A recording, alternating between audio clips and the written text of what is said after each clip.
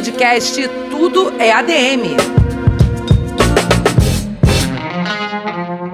Olá, seja bem-vindo a mais um podcast Tudo é ADM. E hoje, no nosso 6º episódio, nós vamos falar com o William Rocha, que é doutorando em Ciências Jurídicas, mestre em Direito Empresarial Econômico, além de ter uma carreira super vasta, super consolidada na área de defesa do consumidor, já tendo atuado no PROCON, na própria Secretaria de Defesa do Consumidor, no Instituto de Pesos e Medidas, mas se eu ficar falando o currículo dele, a gente fica aqui até amanhã, eu acho que não seria legal.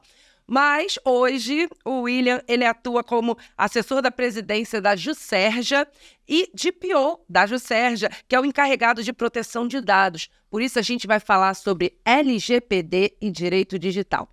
Quem está aqui com a gente também é o presidente do conselho, o administrador Wagner Siqueira, que como sempre vai abrilhantar essa discussão sobre esse tema que a gente vê a todo momento. William, Wagner, sejam muito bem-vindos ao Tudo é ADM. Obrigado, Érica. Obrigado, Wagner. Muito obrigado a você, Érica, mas em especial eu quero agradecer ao William Rocha. É uma oportunidade muito especial estarmos com ele aqui. Acho que a gente vai agregar muita inteligência, muita reflexão, muita experiência sobre o tema que nós estamos tratando. Experiência consolidada. Com certeza.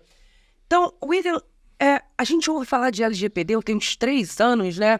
Que, assim, tudo é LGPD. O Wagner costuma dizer, LGPD criou fantasma em tudo. Tudo não, cuidado com a LGPD, não tem problema com a LGPD. Mas a gente escuta, então, ouvir falar disso direto. Eu queria saber de você, hoje, qual é a realidade da LGPD dentro das organizações? Muita gente, meu Deus, eu preciso me adequar na LGPD, como se fosse vestir um casaquinho, sabe? Mas não é bem assim. Como o administrador, como as empresas têm que entrar nesse meio, podem atuar nesse meio sem ficar assustados com o fantasma da LGPD, como diz o Wagner? Olha, a gente pode olhar o medo e encarar de 2 formas, né? O medo é instinto de preservação e ele também não vai deixar a pessoa ficar inerte, né? O que acontece? O empresário, o administrador, ele tem que assumir a responsabilidade de que algo deva ser feito. A LGPD está completando 5 anos. 5 anos de existência, 5 anos de existência, mas de vigência não, de vigência tem 13, então você dá zero. E o que acontece? Quando uma lei entra em vigor, muita gente pensa assim, vai dar tempo ainda de me preparar e tudo. Não dá mais tempo, porque as sanções já existem, a autoridade nacional já vem orientando diversos setores, segmentos, setores como farmacêutico ou outros, têm sido monitorados constantemente, e a LGPD tem um impacto drástico na vida das organizações. O Dr. Wagner não está errado, não, porque a LGPD ela tem vários mitos, né? Algumas pessoas criaram fantasmas sobre, olha, se você fizer o consentimento resolve, se fizer aquilo resolve. Não é bem assim. A gente recomenda que as empresas e as pessoas se orientem com profissionais capacitados também. A gente gerou uma onda de orientação, vem justamente a autoridade, vem orientando a sociedade com isso. A existência da Autoridade Nacional de Proteção de Dados, que é algo mandatório, os países que criam uma lei de proteção de dados, eles têm que ter uma autoridade. Isso é um requisito para o ingresso do país na OCDE. E nós criamos a nossa autoridade, ela tem o status de autarquia, e ela cria a nossa política de proteção de dados. No entanto, as organizações, algumas entendem que como atuam só no B2B, ou seja, não tem relação com consumidores, não tem relação diretamente com as pessoas físicas, que não estariam obrigadas a se adequar. A LGPD ela é uma lei tão abrangente que ela alcança todas as instituições, todas as instituições que tenham titulares de dados, sejam titulares internos ou externos, seja um cliente ou seja o próprio colaborador trabalhador. É necessário que exista dentro dessas instituições a figura do profissional que eu ocupo na junta comercial, que é o encarregado de proteção de dados. É uma das poucas atividades obrigatórias para as organizações. E a inexistência desse profissional pode ensejar, inclusive, uma sanção por parte da autoridade nacional. Deixa eu fazer uma pergunta, porque a questão prática que você coloca é fundamental, né? Como gestor aqui, nós temos os conselhos regionais e organizações como nós, uma autarquia, a gente convive quase que eu diria, se eu estou correto, um paradoxo. Porque simultaneamente a gente tem, que eu sou a favor de ambas, imagina, uma é a lei de proteção de dados, que nós estamos falando aqui, mas outra é a lei de acesso à informação. Isso significa que são 2 demandas que muitas vezes parecem paradoxais, e aí os órgãos de controle superiores, que nós estamos subordinados como gestores públicos, nos colocam nessa contradição. É claro que elas são dois avanços fundamentais para a cidadania, para o Estado democrático de direito, etc. Mas como conviver com isso? Você está se ajeitando ainda, né, William? A gente está amadurecendo o sistema legislativo, até mesmo em função da evolução tecnológica. O nosso país ele tem pelo menos 3 leis que tratam dessa temática de dado. O Marco Civil da Internet, que é muito importante. A gente tem a Lei de Acesso à Informação, que garante a transparência das organizações públicas, e a Lei Geral de Proteção de Dados. Essas 3 leis elas convivem harmonicamente. Mas, como o Dr. Wagner falou, existe um paradoxo, sim, porque no início as organizações públicas ficaram preocupadas com atender uma lei e atender a outra simultaneamente. Por exemplo, agir com transparência informando a remuneração dos servidores públicos é algo que existe como obrigatório na Lei de Acesso à Informação. Sim. E a Lei Geral de Proteção de Dados, ela, por outro lado, ela protege e preserva a intimidade e a vida privada do cidadão. Então, quando se coloca nesse paradigma, o que é público deve ser transparente. E o que é privado mantém a sua privacidade, etc. Mas as organizações públicas, elas não devem temer e não há nenhum obstáculo entre cumprir as 2 leis, porque até o TCU e a CGU também vem orientando a Administração Pública Federal a quando se tiver que cumprir alguma questão envolvendo a Lei de Acesso à Informação, está com perfeito amparo também na Lei de Proteção de Dados, que ela cita expressamente para a administração pública o cumprimento dos prazos e orientação da Lei de Acesso à Informação. Então, o que é determinado pela Lei de Acesso à Informação como transparência ou divulgar determinadas informações públicas não viola a LGPD, porque a LGPD, inclusive, ela está em sintonia com a LAI, a Lei de Acesso à Informação. Por outro lado, algumas questões que envolvem as organizações públicas, como, por exemplo, o dado do cidadão ou do usuário de serviços públicos, ela não tem o amparo da LAI, porque não é um dado correspondente a gastos que envolvem uma satisfação ao contribuinte. Então, esses dados devem ser coletados com certo cuidado. Tem uma orientação do próprio TCU também para a gente minimizar a exposição de dados pessoais. Então, alguns dados dos gestores públicos agora estão sendo tarjados dos documentos oficiais, porque aquele dado tem que preservar a intimidade do gestor, mas não impede que eu identifique qual é o gestor. Mas eu não preciso ter acesso à informação do endereço dele ou de alguma informação que seja justamente mais delicada ou mais privada. Isso acontece, por exemplo, com os contribuintes em relação à prefeitura, Estado que tem que pagar impostos, etc., ou nós, que temos que, os colegas, todos nós temos que pagar a anuidade do Conselho, e não tendo o pagamento da anuidade, a Lei de Acesso à Informação também, o TCU nos orienta em relação a isso, e a gente vive como é que fica isso? A Prefeitura, o Estado ou o Conselho pode colocar a inadimplência de determinadas pessoas que não pagam o Conselho, como o contribuinte não paga?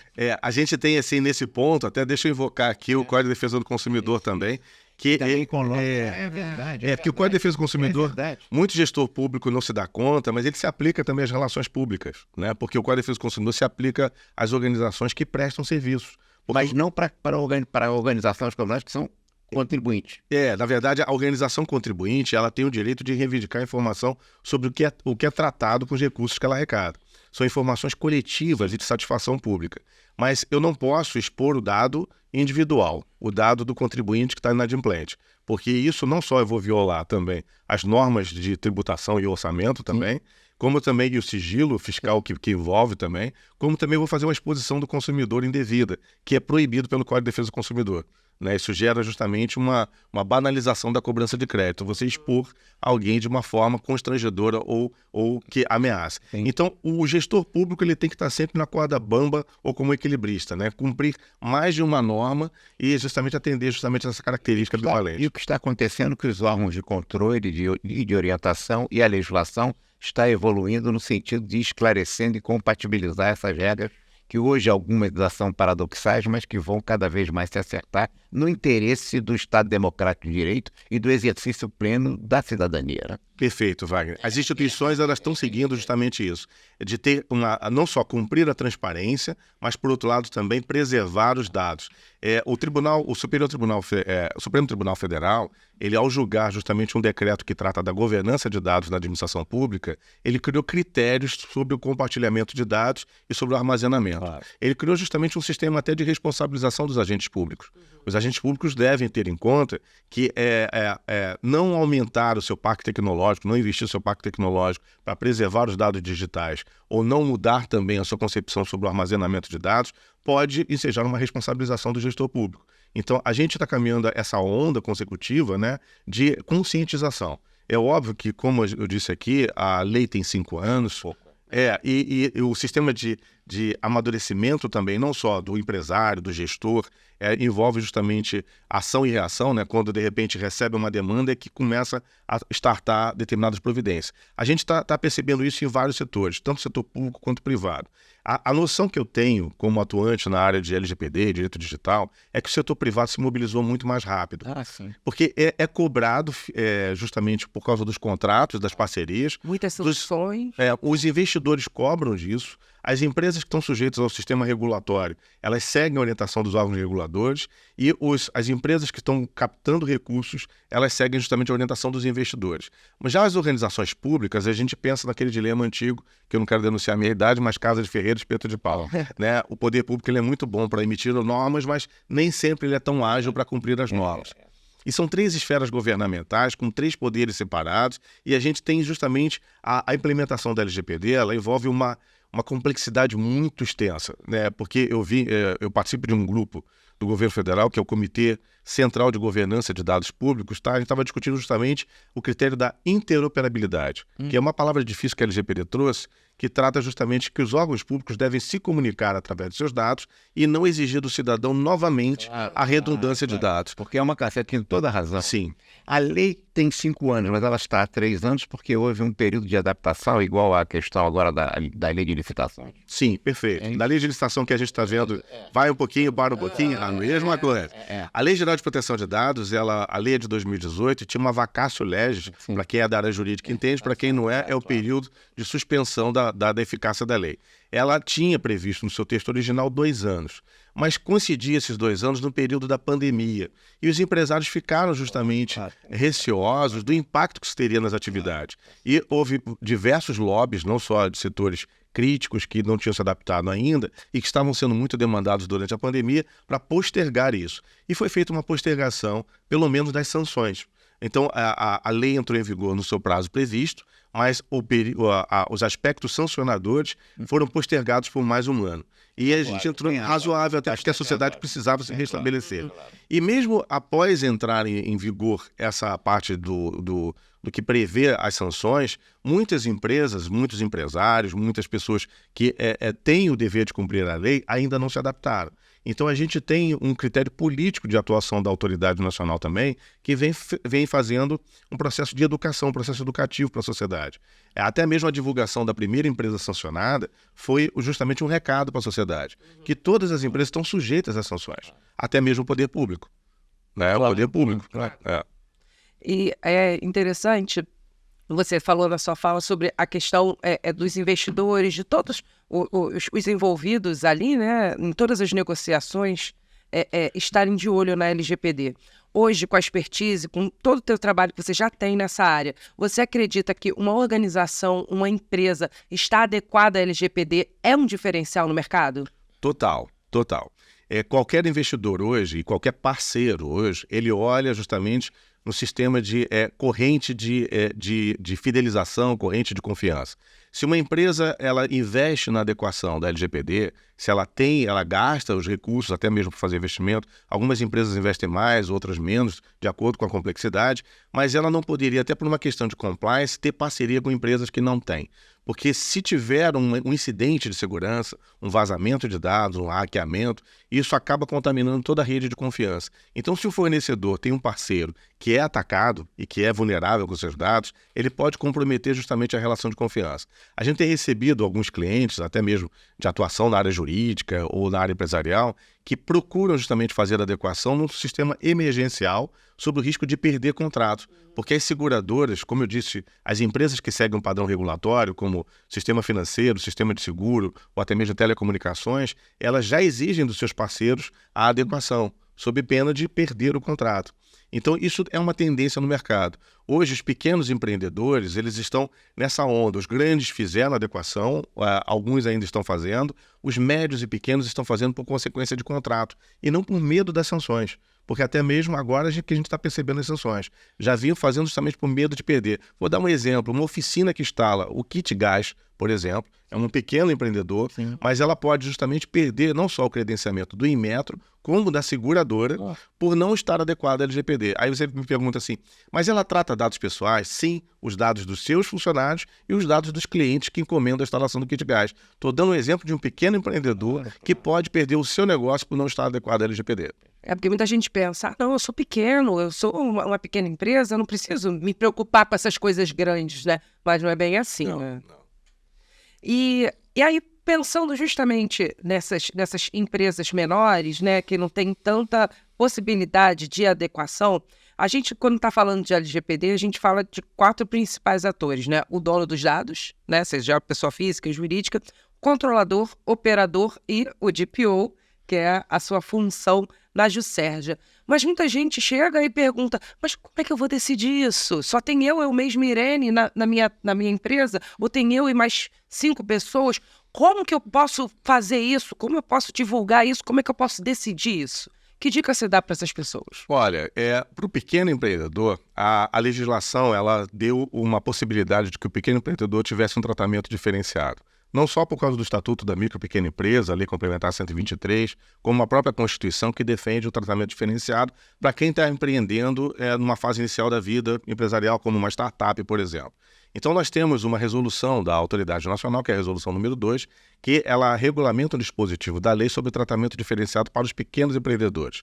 Isso vale para as instituições que são de natureza jurídica de direito privado, mas sem fins lucrativos, como as associações, instituições religiosas, times de futebol e até mesmo condomínios. São instituições que não têm atividade lucrativa, mas que devem observar o cumprimento da LGPD. Nesse caso, existem algumas flexibilizações para elas de não ter que ter o DPO, por exemplo.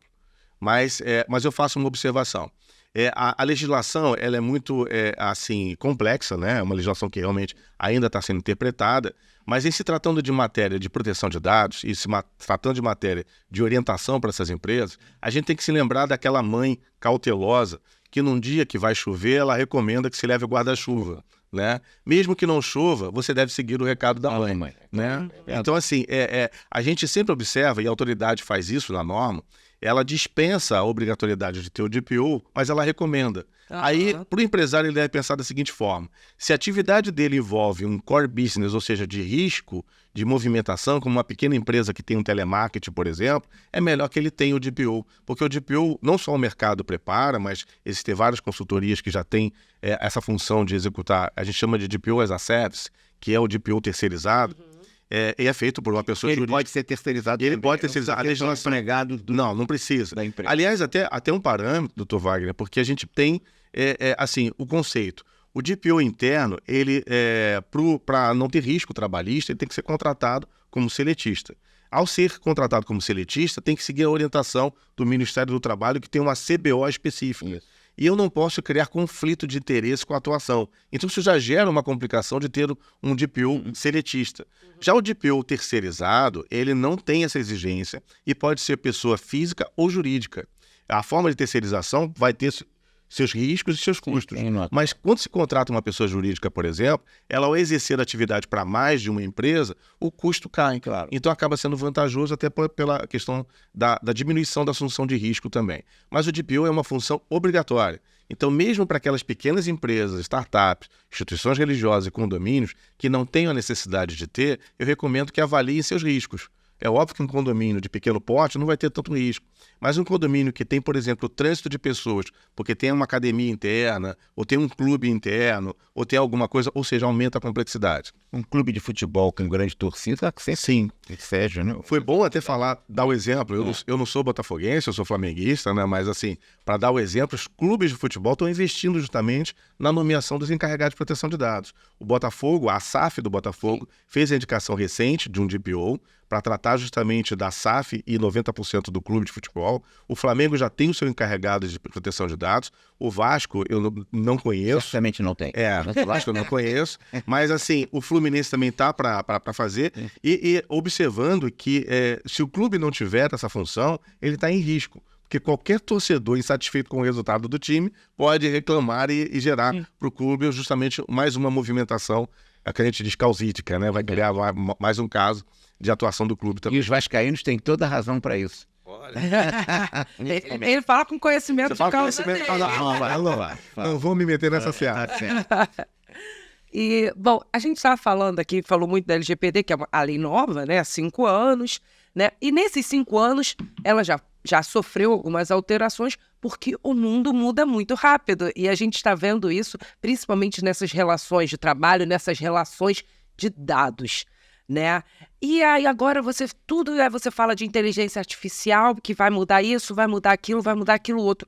Como as empresas devem olhar, qual a cautela que as empresas devem olhar para essas modificações quanto à LGPD, quanto a direito digital, como as organizações e principalmente os gestores devem olhar para esse tema, William? A dica interessante é porque a gente tem que olhar aqui justamente por uma questão até de comparação. O motorista, quando ele está dirigindo, ele tem uma janelinha pequena para olhar para trás e uma janela grande para olhar para frente. É assim que a gente deve se comportar. A visão para frente, o que está acontecendo e o que está por acontecer, vai impactar muito nas nossas atividades, né? Você citou a inteligência artificial. Até o final do ano passado, a gente não tinha ainda a divulgação do ChatGPT, e o ChatGPT já veio com uma tendência de abolir diversas profissões, como, por exemplo, o redator, o roteirista ou outras funções. Ou, se você olhar pelo lado positivo, veio facilitar também como ferramenta para algumas outras profissões. E a gente tem uma tendência, isso futurista até mesmo, que a inteligência artificial vai impactar em diversas funções e atividades empresariais. O atendimento, por exemplo, ao usuário de serviço, ele hoje já é realizado pelo que a gente conhece pelos bots, né? Os robôs, chatbots, que você vai justamente trocar as informações. Hoje, quando você faz uma proposta de seguro ou um contato para marcar uma consulta, você também faz por meio eletrônico. O meio eletrônico não é mais uma questão estática de repente, uma mensagem. É inteligência artificial atendendo mesmo. E a gente vai ter justamente que conviver com isso, mas de uma maneira acelerada, Wagner, porque eu gosto de uma expressão de uma rádio aqui do Rio de Janeiro que fala que em 20 minutos tudo pode mudar, mas não, ela já mudou. Em segundos. Até já mudou, então cada segundo tudo vai mudar. E a gente percebe que justamente isso, não adianta a gente ter um marco temporal permanente, porque tudo muda. Então, assim, o profissional do direito, o profissional da administração, o profissional de contabilidade, a gente tem que estar com uma perspectiva de futuro. E hoje, até uma tendência, né, que profissões novas estão surgindo, para a gente conviver com o que está vindo pela frente. Eu, embora tenha algumas décadas de existência, né, eu sempre procuro me atualizar com as tendências e não com o que já está se despedindo. Né? Então, eu estou procurando estudar justamente a questão que envolve a análise de futuros. E é óbvio que as empresas hoje devem focar justamente nessas tendências também. Diminuição de papel, diminuição de cabeamento também, porque a gente vai ter justamente um contato muito remoto com a tecnologia. Sim. Então hoje a chegada do 5G, ela é muito importante para o exercício maior das atividades. Quando a gente fala de direito digital também, a infraestrutura é muito importante, né? Não adianta a gente pensar em tecnologia, em futurismo, se não tiver tecnologia também. Então, assim, a instalação das antenas de 5G vão proporcionar o funcionamento da tecnologia que a gente chama IoT, que é a internet das coisas. Então, os aparelhos vão estar conectados diretamente na internet. Eu conheci uma geladeira, por exemplo, que uma grande empresa encomendou para diminuir o furto de geladeiras, e os técnicos, os nerds, né, que estavam lá inspirando a tecnologia, criaram uma geladeira não só que tinha um GPS para evitar o furto, como ela também tinha câmera para colher justamente o hábito do consumidor, para identificar qual era a prateleira que ele mais acessava, quanto tempo ficava com a geladeira aberta, e uma balança interna para identificar a diminuição de peso.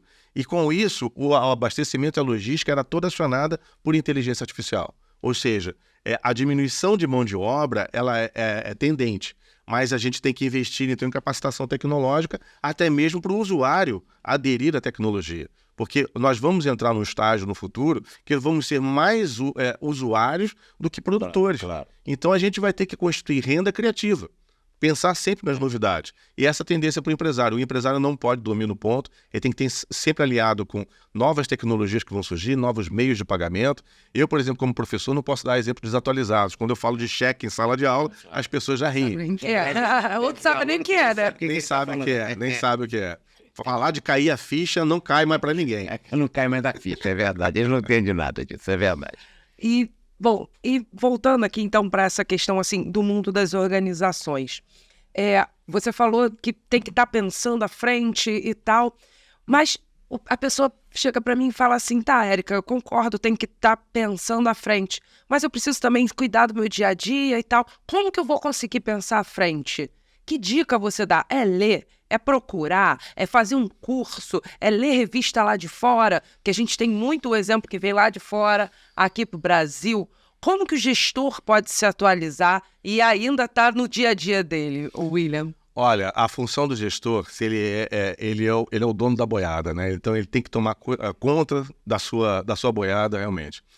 O gestor ele tem que estar antenado, não só participando de conselhos profissionais também, o conselho que ele pertence, as associações e entidades que estão procurando justamente passar a informação do caráter evolutivo da tecnologia.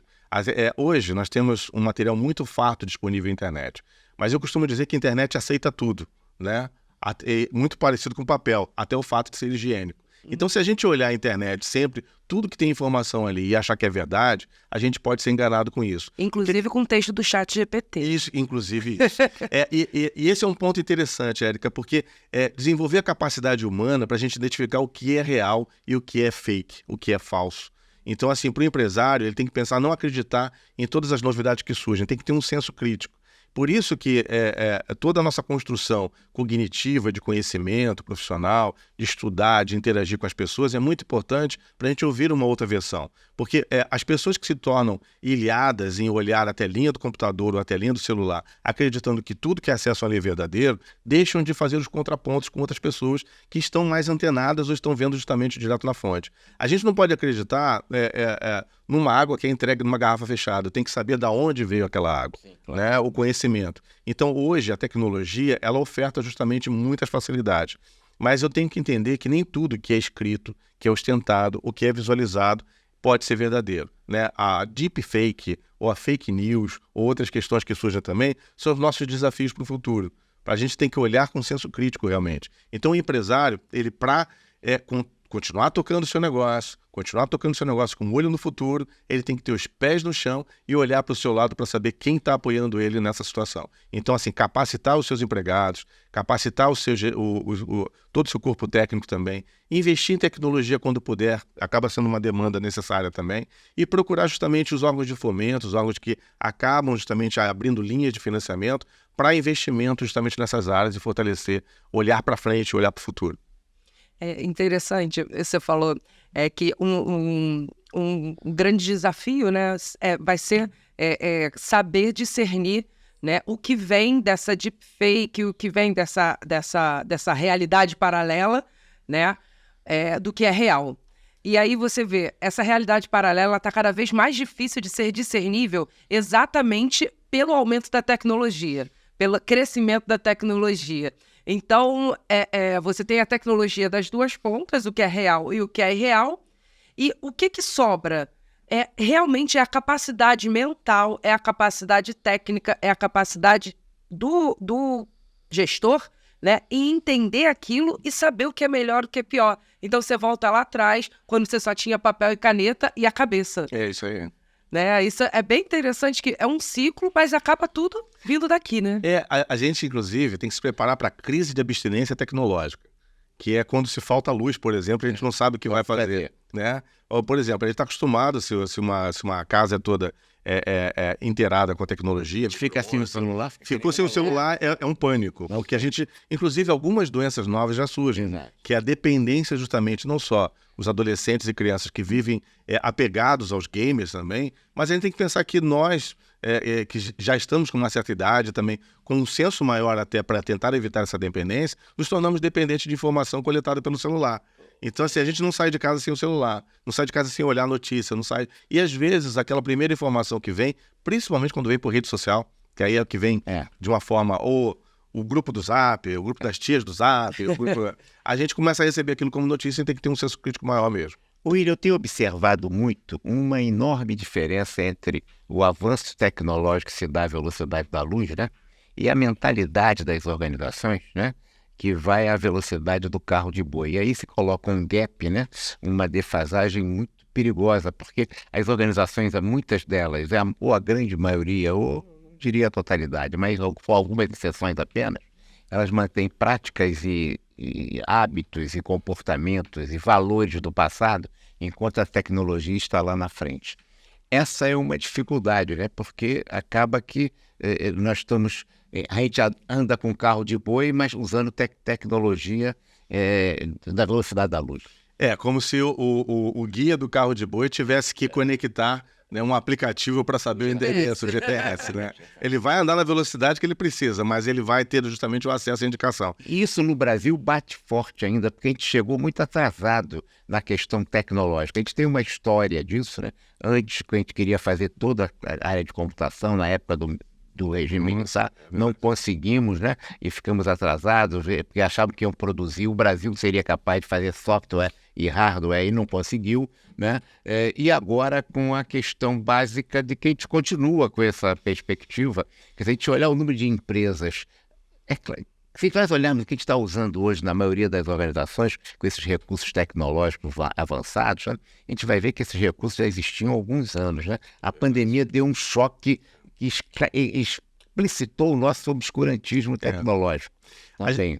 Wagner, a gente não pode falar sobre pontos positivos da pandemia, mas é óbvio que esse é o que serve para a gente de lição, que a pandemia trouxe um impulsionamento tecnológico que é evidenciável. A gente avançou em pelo menos 5 a 10 anos em alguns aspectos.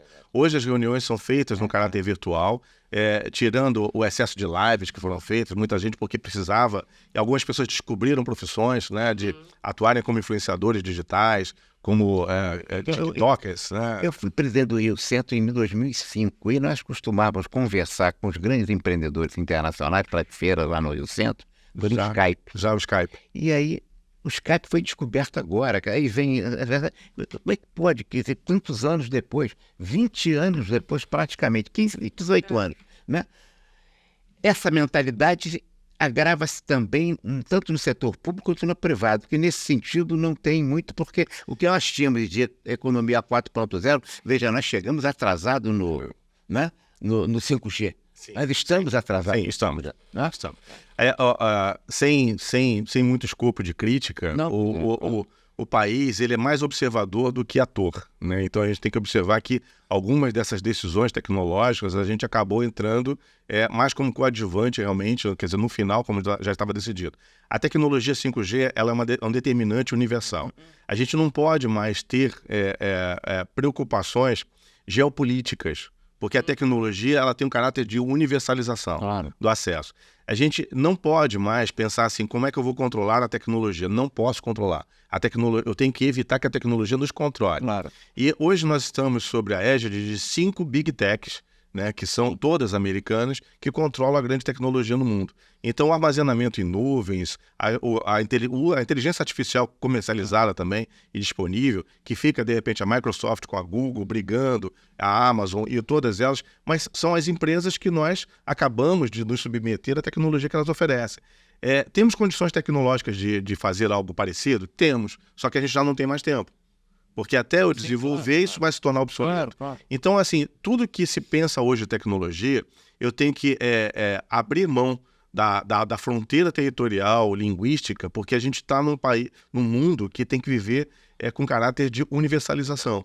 E a tecnologia hoje, ela se conversa, né? Então, se eu desenvolvo alguma coisa aqui, eu tenho que ter uma rede de dados abertos para avançar. A pandemia também trouxe isso de positivo. Foi. Porque a gente pensa assim, quando um laboratório estava desenvolvendo, o outro já sabia. E durante muitos anos, laboratórios, a indústria farmacêutica, ela sempre mantinha em sigilo determinados dados para monetizar determinadas descobertas. E a gente percebe que a gente está numa grande aldeia global e que tudo que acontece num determinado canto pode afetar o outro. Então, assim, eu não gosto de dizer isso, mas a pandemia, ela forçou a humanidade a se radicalizar para romper as fronteiras. E a tecnologia é o outro passo que vai nos exigir isso, porque a gente não tem mais como pensar em desenvolver uma tecnologia doméstica, e nós somos do tempo, né? Que de repente, vamos construir um computador nacional. E você criou uma barreira técnica para a entrada de equipamentos aqui no país, e teve um atraso de mais de 20 anos de confecção de computadores grandes, né? Tudo bem que você incentiva a indústria nacional a crescer, mas o melhor incentivo é quando você coloca o atleta na pista de competição internacional. Né? E não coloca o atleta para correr sozinho. Né? Porque senão ele sempre vai achar que é campeão. né? E tem a presença hoje da China, que também tem um desenvolvimento tecnológico assustador, né? Eu diria mesmo. Quer dizer, o Elon Musk comprou o Twitter com muita facilidade, mas ele não compraria o Twitter chinês hoje, que é mais valioso, né? Como é que você vê essa colocação? Porque a nossa cultura é muito ocidental, né? A gente tem toda a Revolução Industrial para cá, marcou o mundo, inclusive o Oriente também. Mas agora a gente tem um outro personagem importante, que é a China, nesse contexto mundial, inclusive tecnológico, né? Eles estão disputando ali, claro que os Estados Unidos ainda está avançado, mas já há espaços em que a China supera os Estados Unidos. Isso vai ter que se adaptar à cultura, a gente vai ter que fazer um pouco de mix nisso, em termos da cultura oriental com a cultura ocidental, né? Você falou muito bem, a gente hoje nós temos vários agentes que a gente não pode criar uma dependência cultural ocidental, né? A gente tem que fazer uma integração com os diversos agentes que assumem papéis diferentes. Creio que o Brasil ele acaba adotando justamente uma posição de agente de preservação ambiental, né? Para o futuro, é o nosso viés de proteção, é a nossa condição de player, né? E de centro do mundo. E de centro do mundo, das decisões como está acontecendo a cúpula da Amazônia. Exato. E a gente tem que reconhecer os outros papéis, né?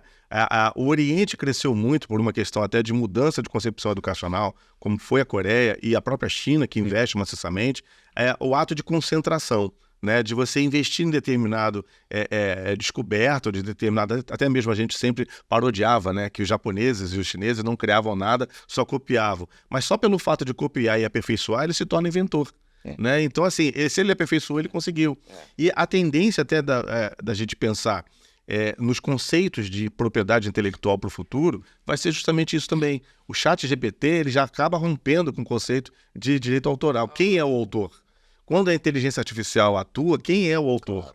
E como é que eu vou garantir a atuação disso? Né? Existem vários desafios, não só para o direito, como outros profissionais, e até mesmo em aspectos da gente romper paradigmas culturais, da gente dar o braço a torcer para aquele agente que faz o serviço melhor. Então, se a China vai desenvolver, por exemplo, grandes chips ou sistemas de comunicação que são justamente referência para o mundo, eles já estão disponibilizando aquilo para a humanidade, e não aquilo para um parceiro econômico, simplesmente. Então, a gente tem que justamente pensar numa conscientização política transcendental, ou seja, não ficar limitado a um bloco, se é capitalista, se é comunista, porque eu não vejo, não vejo mais o futuro como uma divisão ou como uma rotulação, porque a gente vai sempre atuar por questão de conveniência tecnológica. Aquele que mandar na tecnologia é aquele que vai ter o poder. Imagina, Pequim tem mais milionários hoje do que Nova York. Como é que a gente fica ainda nesse negócio de comunista, né? Não dá para fazer isso. Não dá para fazer isso. Vale para a perspectiva do Mao Tse Tung, e não para o Deng Xiaoping. Pois é. Não, e o TikTok não é americano. Não é. O TikTok e é um grande fenômeno também. E a tendência é que pessoas do Ocidente acabem por integrar justamente essas redes sociais que são comandadas pelo Oriente. Essa experiência de LGPD, William, em relação à experiência internacional, isso veio mais da Europa, dos Estados Unidos? Quais são os países mais avançados? Possivelmente você vai me dizer o nórdico, etc., mas não sei quais são os mais avançados. Como é que veio isso? Isso é fundamental no direito de cidadania. É interessante essa pergunta. A invasão do indivíduo. É interessante essa pergunta. Eu vou contar brevemente como é que surgiu. Né? No pós-guerra, a Alemanha sentiu a necessidade, justamente para uma questão de que havia perseguição ainda aos judeus e aos próprios nazistas, né? Criou o desenvolvimento do direito ao esquecimento. Né? Então, a Corte Constitucional Alemã foi a primeira a definir o que a gente tem dentro da nossa lei e outras leis de proteção de dados replicam, que a gente chama de autodeterminação informativa. O que é isso? É que reconhece que cada indivíduo é o titular da informação que lhe diz respeito, ou seja, o seu nome, a sua identidade, a sua origem. E esse conceito que surgiu no pós-guerra na Alemanha acabou justamente impregnando toda a Europa, no momento que estava buscando o bloco de consolidação do mercado comum europeu e depois da União Europeia, a estabelecer um regramento para todo o bloco, que foi a GDPR, né, que é o Regulamento Europeu de Proteção de Dados. Esse Regulamento Europeu de Proteção de Dados ele é um pouco mais velho que a nossa LGPD, mas assim de forma consolidada, porque cada país já tinha sua norma de proteção de dados e depois resolveram abdicar e unificar. Alguns países da América do Sul já tinham lei de proteção de dados há mais de 20 anos. É mesmo? Há mais de 20 anos. A Argentina, por exemplo, eu fiz o doutorado na Argentina, ela fez a Lei de Proteção de Dados concomitante com a Lei de Proteção ao Consumidor. E a Lei de Proteção do Consumidor foi a inspiração da nossa Lei de Proteção do Consumidor, que tem mais de 35 anos. Então, o Brasil, foi um dos últimos países de língua portuguesa a fazer uma Lei de Proteção de Dados. Foi o penúltimo. Coisa incrível. Foi o penúltimo, mesmo com a dimensão continental que tem, e um dos últimos países da América do Sul a ter uma lei de proteção de dados. Mas nós tivemos depois, o Equador e outros países fizeram também, e há pouco tempo atrás Cuba fez a sua lei de proteção e a própria China também fez. Já os Estados Unidos, eles têm um sistema um pouco mais diferenciado. Alguns estados americanos, como a Califórnia, tem uma lei tão rígida quanto a nossa, um pouquinho mais. Mas é porque a Califórnia é sede justamente, né, de empresas de tecnologia, etc. Outros estados americanos ignoram totalmente a proteção de dados. Mas aí o aspecto cultural de privacidade e outros tem outra fundamentação. A gente tem algumas empresas que monitoram, por exemplo, até mesmo por uma questão de controle de transferência de dados internacionais, porque as empresas que atuam no Brasil, mas transferem dados para outros países, elas devem optar por qual legislação que vai atender. Então, até para o empresário, isso é uma informação muito útil. Se ele resolve empreender em determinados países que não têm lei de proteção de dados, ele tem que assumir a responsabilidade de adequar à LGPD. Se a outra lei for mais rígida, ele tem que optar pela outra. E muitas empresas hoje disputam o mercado europeu e elas têm que observar justamente as normas da GDPR. Né? A legislação europeia é mais rígida ou menos rígida do que a brasileira? Ou a nossa se inspirou muito na legislação europeia? Eu vou usar uma expressão que você vai até me contradizer, mas a nossa se inspirou muito na europeia com efeito jabuticaba. Né? Porque é uma característica nossa sempre de colocar algumas interferências. Por exemplo, a gente colocou aqui como base legal, uma das bases legais, é o tratamento de dados para proteção de crédito. A lei de proteção de dados europeia não tem essa definição. A gente colocou aqui a obrigatoriedade de ter o DPO para todas as instituições. A europeia não tem. Ela define algumas áreas que é obrigatória e outras torna facultativo. E a multa europeia é bem superior à nossa. A nossa a gente colocou dentro de um padrão que a gente julga que a nossa economia suporta. O valor máximo de multa aqui é de 50 milhões. A europeia é 4 vezes mais. A nossa legislação é muito inspirada na experiência europeia. É muito inspirada. Sim. Tanto que os fatos que ocorrem na Europa servem de inspiração para o que a gente imagina que vai acontecer aqui. Vou dar um exemplo. Né? Um contador, não sei se foi Dinamarca ou outro país, ele foi punido pela Autoridade de Proteção de Dados porque ele transmitiu um e-mail com a relação de destinatários toda exposta.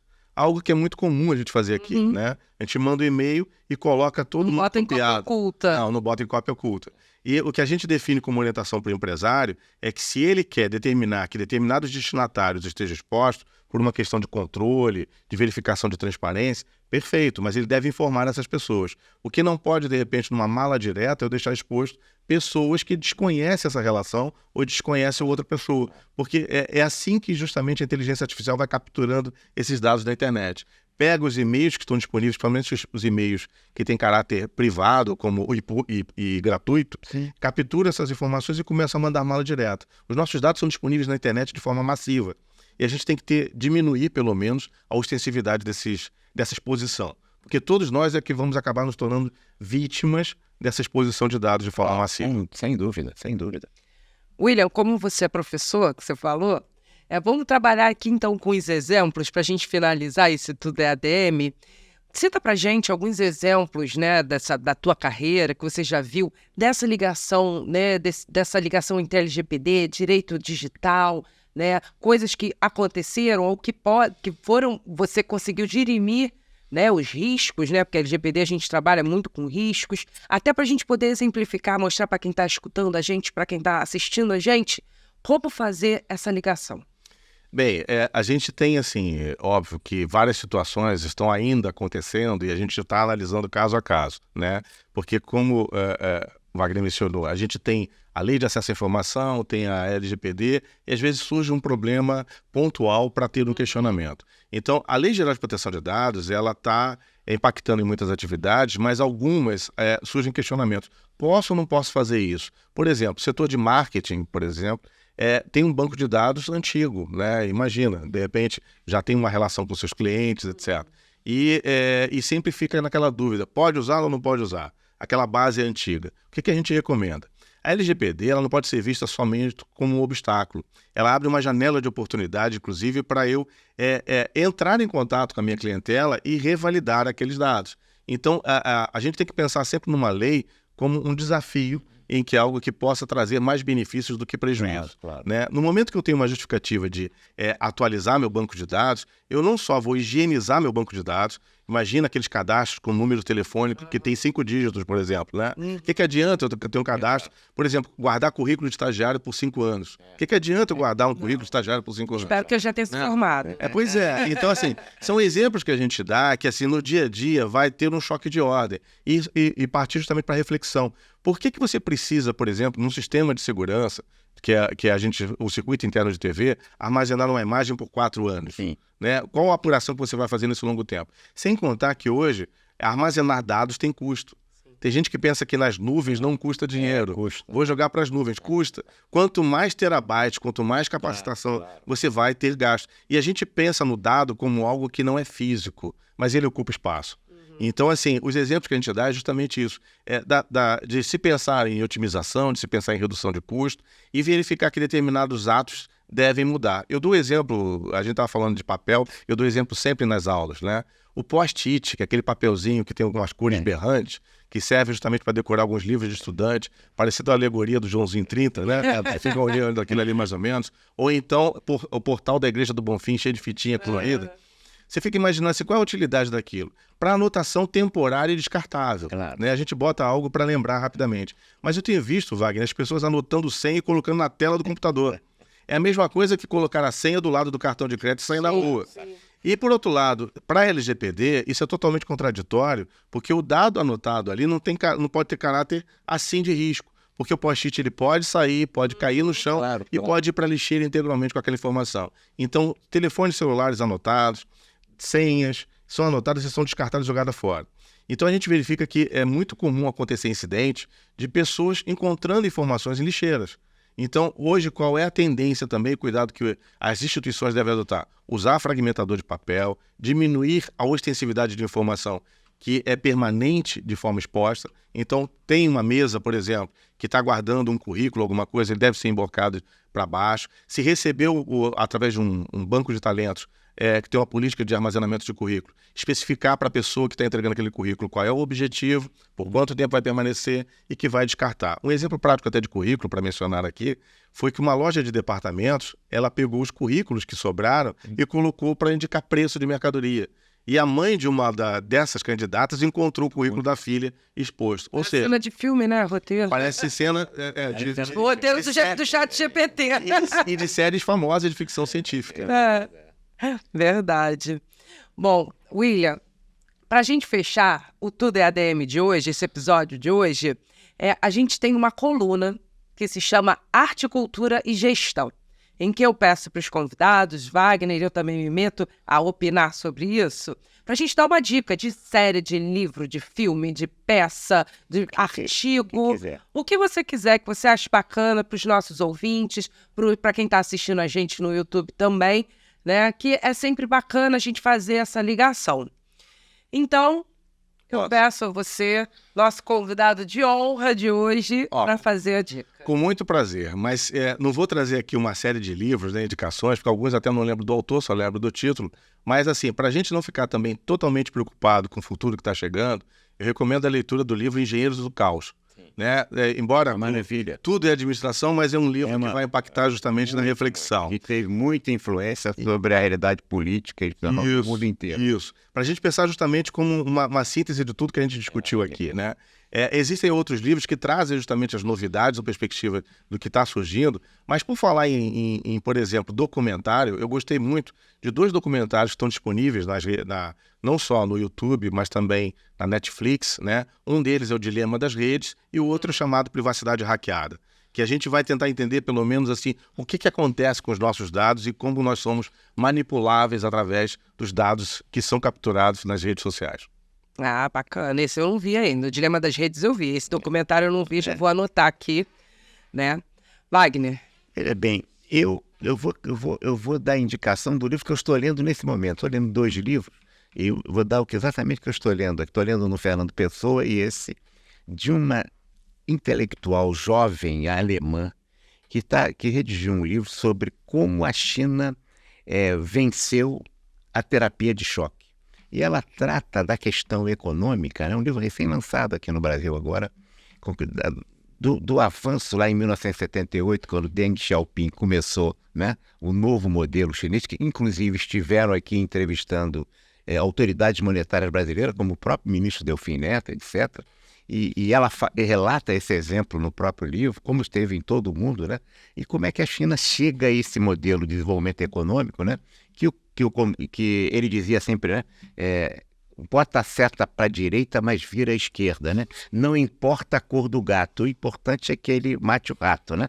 E esse livro, então, coloca como é que a China chega hoje a essa pujança econômica e analisa os diversos modelos prevalecentes a partir de 1980 a 78, que ele conviveu até hoje com a China lá. Então, de Isabella Weber, uma alemã jovem de 30, 34 anos, realmente um livro imperdível também para mim. E qual é o nome do livro? Como a China venceu a terapia de choque. Venceu a terapia de choque. Ai, meu Deus, é muita a terapia coisa, de choque. Informação, mas a síntese que o Wagner deu aqui já é quase um filme. Aí eu fico anotando tudo, e depois fico sem tempo de procurar as coisas, de assistir tudo. Nós estamos falando da prevalência do momento do neoliberalismo. É verdade. Verdade. Bom, então a minha dica é um filme. É o filme Estrelas Além do Tempo, um filme de 2017, que são 3 mulheres negras que atuam na NASA, né, e fazem uma revolução na NASA, né, na década de 60, Guerra Fria, e elas precisam enfrentar muitos preconceitos por serem mulheres e por serem negras. Será que hoje a gente também ainda não vê um pouquinho disso nas nossas organizações? Verdade. Como ultrapassar isso? Como passar isso a limpo? Então, o filme é maravilhoso, a atuação da Octavia Spencer é de tirar o fôlego. Então, eu recomendo Estrelas Além do Tempo. Que são histórias reais. Uma história real, exatamente. É uma história real. É fantástico, esse filme é fantástico. Bom, William, foi um prazer tê-lo aqui no Tudo é ADM. Espero que você retorne mais vezes. Eu não tenho dúvida.